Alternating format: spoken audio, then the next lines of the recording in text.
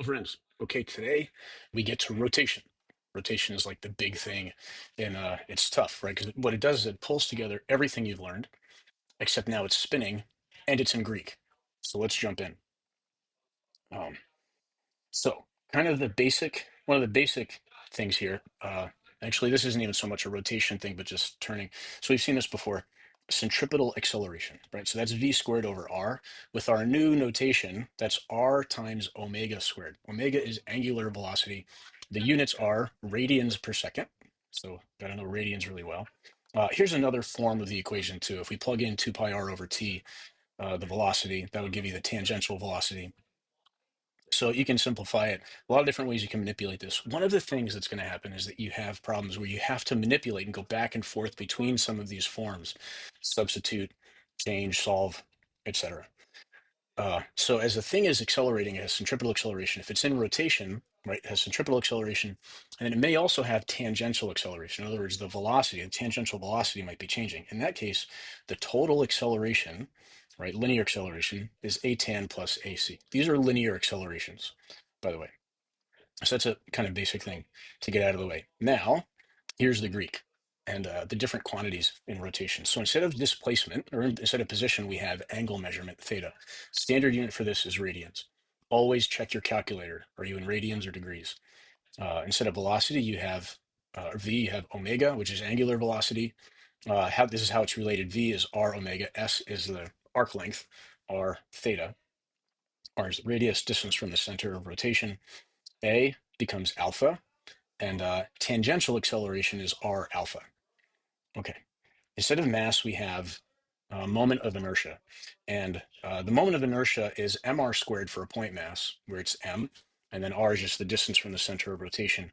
But in general, the general formula is integral r squared dm. So r is the location of the piece of mass, and dm is that infinitesimal little piece of the mass, and you're adding up all of that. The whole idea is that if you're farther from the center of rotation, there's more resistance to angular acceleration.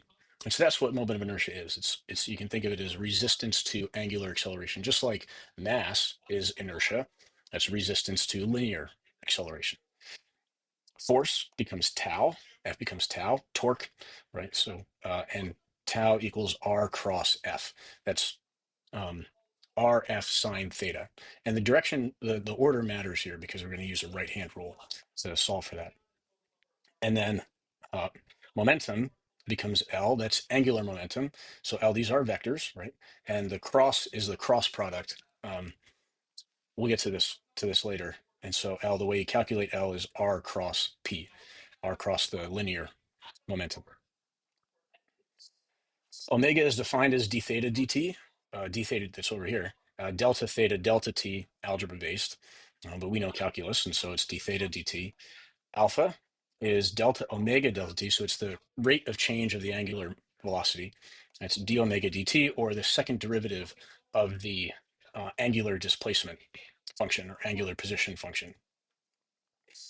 Then the other relationships that we have, just like you can find delta v, by taking the integral of a dt, so the change in angular velocity is integral alpha dt, and the change in angular position is integral omega dt. Right-hand rule. Okay, first right-hand rule. Clockwise is negative, and counterclockwise is positive. It's a little bit counterintuitive because we think about clocks, and digital clocks, maybe we don't think about this so much anymore.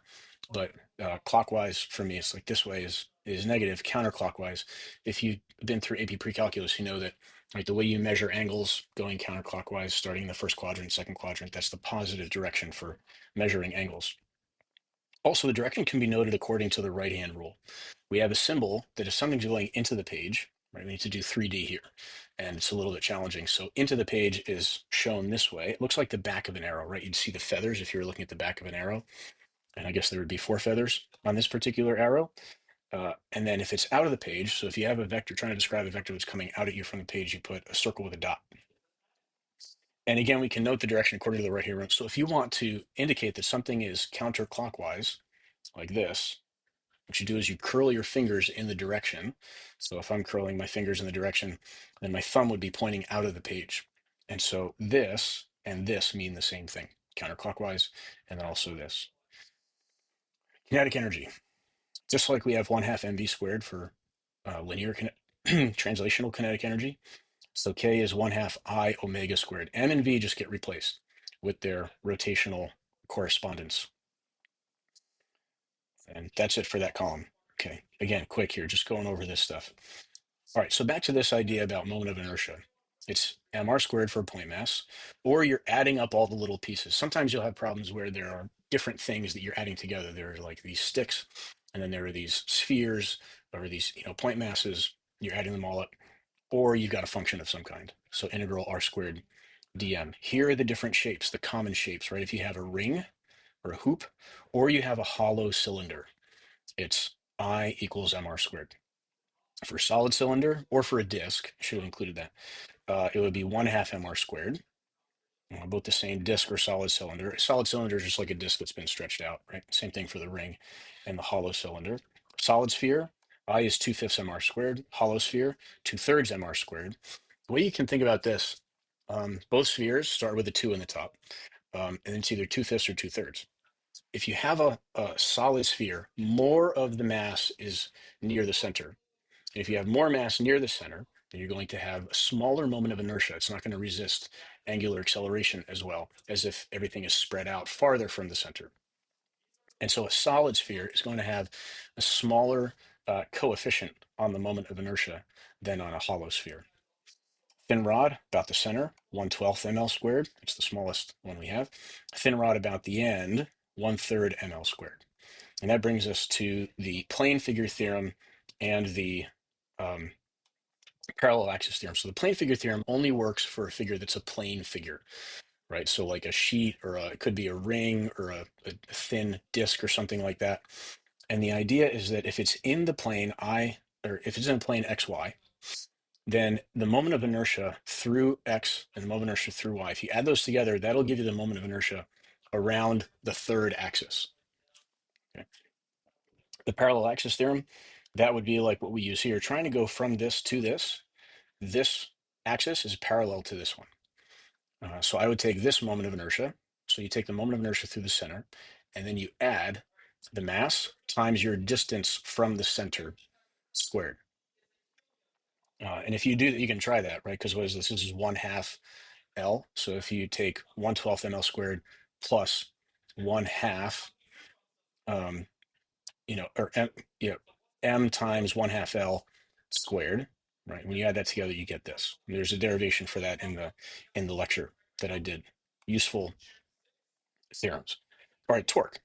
R cross F, RF sine theta. This is the vector product. The units are Newton meters, by the way. Pay attention to the units here, where things cancel out, things come in. You got radians, and then where the radians cancel out and become meters, because you got like meter per radian, all different considerations.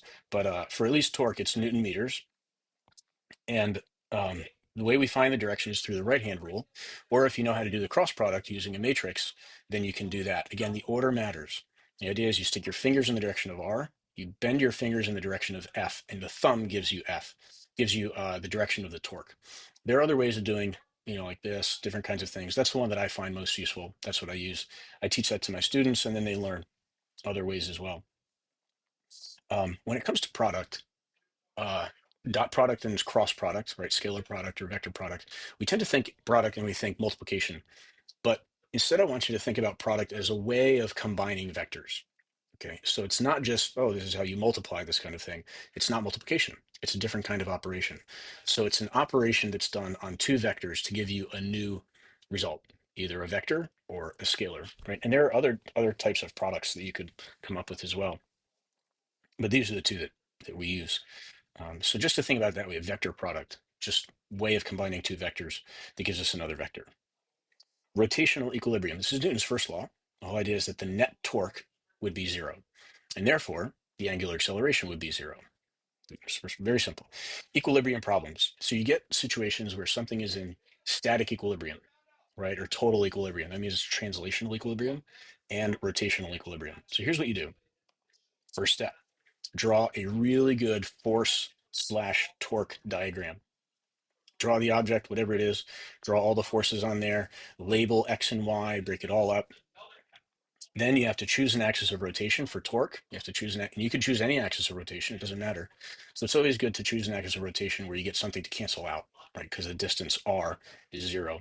And then you write out your equations. The net horizontal forces add to 0. The net vertical forces add to 0. If it's three-dimensional, the net third dimension forces add to 0, and the net torques equals 0. So you have those equations, and then you start solving. System of equations, get things to cancel out. That's basically it. But everything rests on this. Good force torque diagrams. Do not go stingy on this. It'll cost you later on. This is force diagrams, torque diagrams. That's where you want to spend some of your time to really understand the problems that you're trying to solve. Newton's second law looks like this. Instead of F equals ma, it's tau equals I alpha. I can put arrows on these because technically these are vectors. That's just Newton's second law. And so let's take a look at this. When we have rolling, something that's rolling. So in that case, it's kind of a new thing. Everything else has just been rotating. Here, it's actually moving along a surface.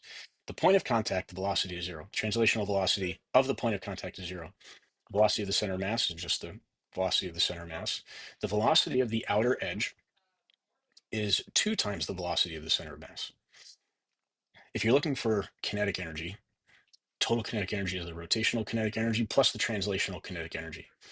When you add them together, what you end up with, if you substitute in expressions for m and I and omega and v, etc., what you would eventually get is this, where it's 1/2 ig omega, right? 1/2 I omega, except that ig is the point of contact with the ground. That's your axis of rotation. This has to do with going around the center of mass. When you add the translational kinetic energy, then you end up with 1/2 I sub g omega squared, right? So around this axis. Rolling is only possible if there's friction, so keep that in mind. The idea is that the friction puts a torque on the object and makes it spin. So if something is like sliding up an incline because there's no friction, then there's not going to be any angular acceleration. There's not going to be any torque on the object. And whatever angular velocity it had, it's going to keep. But if it is rolling, so for example, a thing rolling down an incline, the final velocity would be this, according to this expression, right? So 2gh. So you get that. That looks familiar, right? The velocity of something that falls a certain distance ends up being the square root of 2gh. But notice what's down here.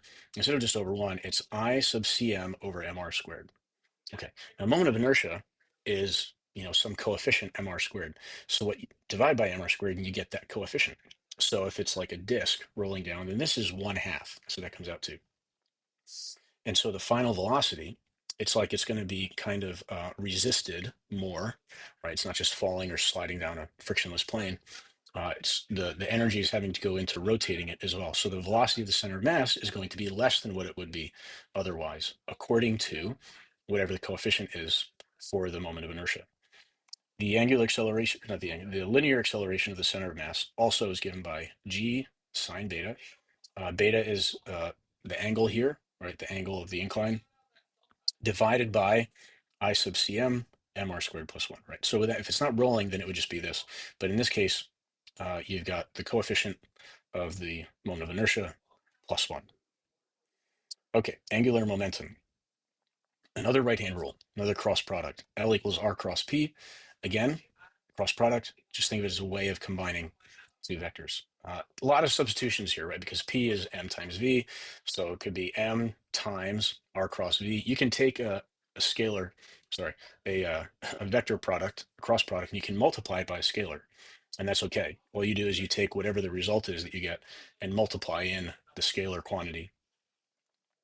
Also MRV. Here we're talking about the magnitudes RP. The theta, by the way, that's the angle between R and P. They might not be moving 90 degrees. The thing might not be moving 90 degrees from the point of rotation. What you do is you call this the line of action, right? So you start at the center of rotation, whatever that is, and you go out to where the object is. That's your R. Another way, so the rotation way of calculating angular momentum is I omega, right? And so um, the way Newton's second law in momentum form, right? So that was F equals dp dt. Well, tau equals dl dt. And that's also equal to R cross F, right? R cross F is tau. So a lot of different relationships. And again, it always ends up being a lot of like kind of substitution Don't treat this just like math. It's tempting to get that to that point, but always strive for understanding of the question, whatever it might be. And then conservation of angular momentum. Without an outside torque, the net angular momentum is going to remain constant. This is basically Newton's, still kind of like Newton's second or first law, except expressed in terms of momentum, right? If the net torque is zero, then the angular velocity is constant. Well, if the angular velocity is constant, the angular acceleration or the angular momentum is constant as well. And you see this sort of thing with the figure skaters. I made a YouTube video, a short, holding weights, spinning, and then pulling the arms in, getting faster because I'm decreasing the moment of inertia. And so omega goes up, the angular velocity goes up, put it out, increase the moment of inertia, angular velocity decreases. Okay, so an expression of this idea of conservation of angular momentum. Okay, and that's it. That's all of Unit 5, rotation. It's amazing. Okay, so thanks for watching. Don't forget to like and subscribe.